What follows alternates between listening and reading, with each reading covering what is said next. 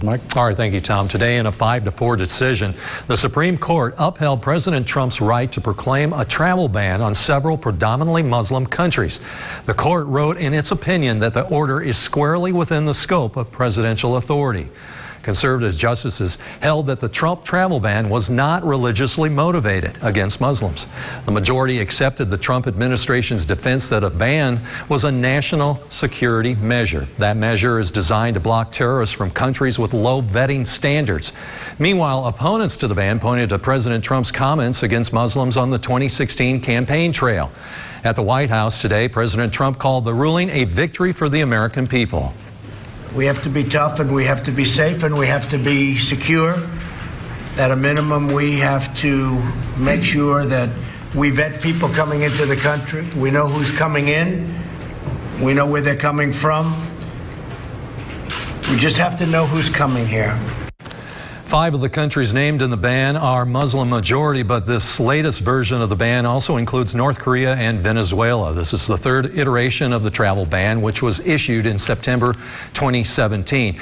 Democrats say the Supreme Court's ruling that the travel ban is constitutional, quote, doesn't mean that it's right, that it's justified, or that it reflects America's values, unquote. Also today, the Supreme Court sided with faith-based pregnancy centers in California. The justices ruled against a California law saying anti-abortion pregnancy centers do not have to inform women about family planning services, including abortion. Religiously affiliated pregnancy centers said the law forced them to deliver a message that was in direct conflict with their mission. However, the court didn't strike down the entire California law. They sent the case back to lower courts with instructions that enforcement of key provisions be blocked while the legal challenge continues. Today, protests resumed in Pittsburgh after Monday's funeral for Antwon Rose. Last week, the African-American teen was killed by police. The 17-year-old was fleeing an East Pittsburgh police officer when he and 2 others were pulled over in a car connected to an earlier shooting.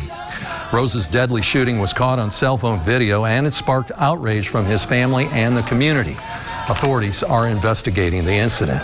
Officials in California are investigating a fatal shooting at a popular campground. A 35-year-old man was fatally shot in front of his 2 young daughters inside a tent in Malibu Creek State Park. The incident follows another string of shootings at the campground over the past 2 years. We're sorry for their loss of their summer vacation. We're sensitive to that, but the safety of the public is first and foremost, so we're closing the campground for the next week in the interest of public safety. Officials with the California State Park say as of now they have no evidence that the shootings are connected. The Pawnee fire in Northern California continues to rage on as winds and hot weather fuel the flames. So far, the massive fire has burned more than 10,000 acres, destroying at least 22 structures. At last check, it was just over 5% contained. Over 1,000 people have had to evacuate, and California Governor Jerry Brown has declared a state of emergency in the area. Got in this truck and left everything there. I'm not going to, when that changes directions, it burns real quick. They say leave, leave.